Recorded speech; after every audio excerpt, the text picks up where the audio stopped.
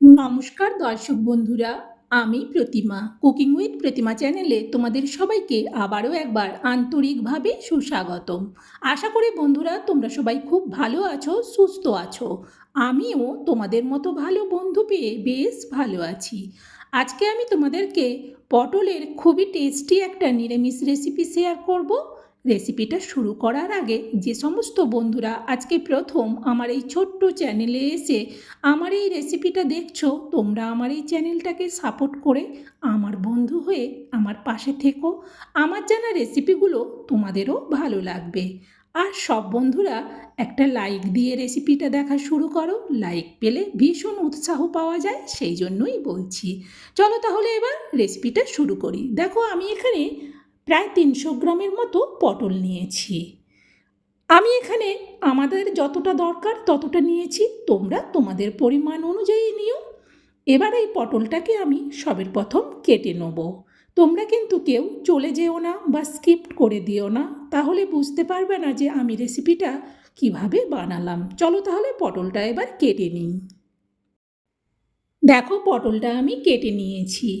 এবার এই পটলটাকে ভালো করে আমি ধুয়ে নেব। চলো তাহলে ধুয়ে নিয়ে ফিরে আসছি। দেখো পটলটা ধুয়ে নিয়েছি। আর পটলটা কিন্তু আমি গোটা গোটা রাখলেও সাইড থেকে যাতে ভেতরে লবণ ঢোকে সেই জন্য সাইড থেকে এগুলোকে কেটে দিয়েছি। এবার এই পটলগুলোকে আমি একটা অন্য জায়গার মধ্যে নিয়ে নিচ্ছি।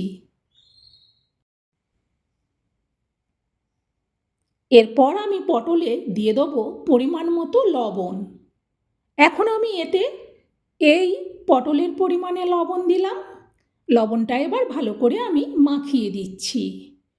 লবণটা মাখিয়ে দেওয়া হয়ে গেলে আমি কিন্তু এটা রেখে দিয়ে মশলাগুলো রেডি করে নেব। চলো তাহলে মশলাগুলো রেডি করে রান্নাটা শুরু করি। দেখো আমি গ্যাস জেলে দিয়ে কড়া বসিয়ে দিয়ে তাতে দিয়ে দিলাম তেল। তেলটাকে একটু কড়ার উপর দিক পর্যন্ত খুন্তি দিয়ে এভাবে আমি চাড়িয়ে নিলাম। তেলটা বেশ গরম হয়ে গেছে। এবার আমি এতে দিয়ে দিচ্ছি পটলগুলো। সব পটলগুলো দেওয়ার পর ভালো করে এবার খুন্তি দিয়ে পটলগুলোকে উল্টে পাল্টে নাড়তে থাকবো। ভালো করে যখন নাড়া হয়ে যাবে এটা একটু ঢেকে দেবো। মিনিট 2-3 বাদে ঢাকনাটা সরাচ্ছি।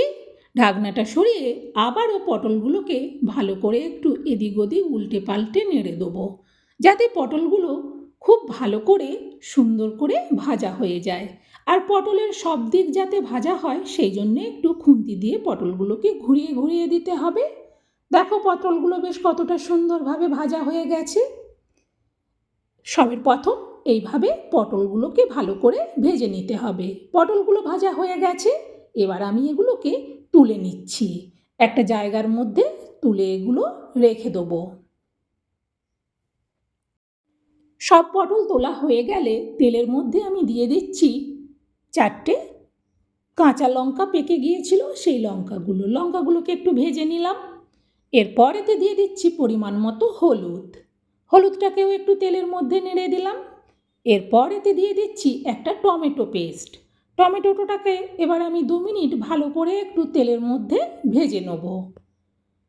বেশ ভালো করে যখন টমেটোটা ভাজা হয়ে যাবে তখন আমি এতে দিয়ে দেবো পরিমাণ মতো আবার লবণ। আর দিচ্ছি অল্প একটুখানি চিনি। যেহেতু পটলে লবণ মাখানো আছে তাই এখন লবণটা একটু দেখে দিতে হবে। এরপর এতে আমি দিয়ে দিচ্ছি পরিমাণ মতো লঙ্কার গুঁড়ো। ঝালটা যে যেমন পছন্দ করো সে সেই অনুযায়ী লঙ্কা দিও। এরপর আমি এতে দিয়ে দেবো চা চামচের মাপে 1 চামচ চারমগজ। এই চারমগজটা আমি এবার শিলে বেটে নিয়ে ফিরে আসছি। চলো তাহলে চারমগজটা বেটে নিয়ে আসি। দেখো চারমগজটা বেটে নিয়েছি। এবার এই চারমগজ বাটাটা কড়াইতে দিয়ে ভালো করে এবার একটু নেড়ে দেবো। চারমগজটাকে 2 মিনিট ভালো করে এভাবে ভেজে নেওয়ার পর গ্যাসটাকে আবার লো করে দেবো।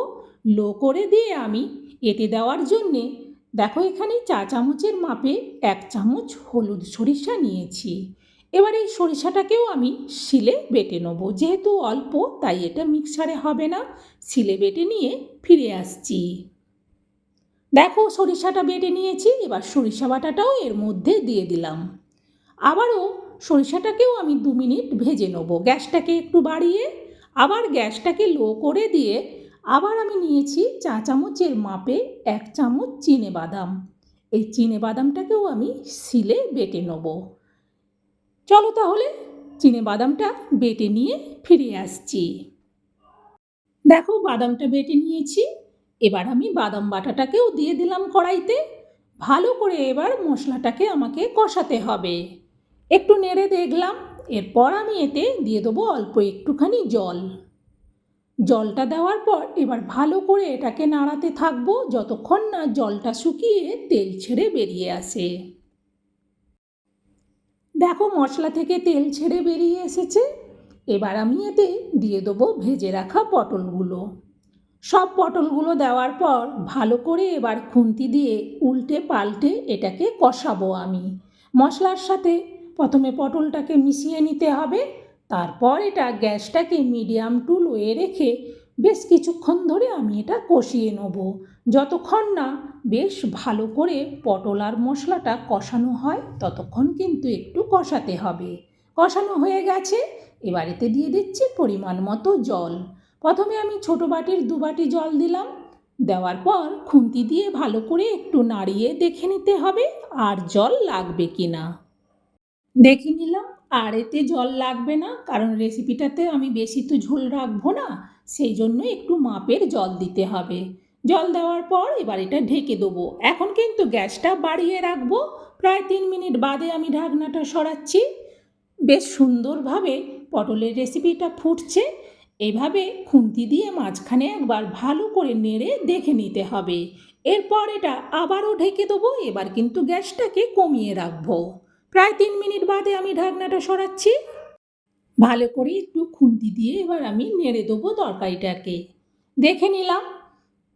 এবার এতে আমি দিয়ে দেবো অল্প একটুখানি কসুরি মেথি।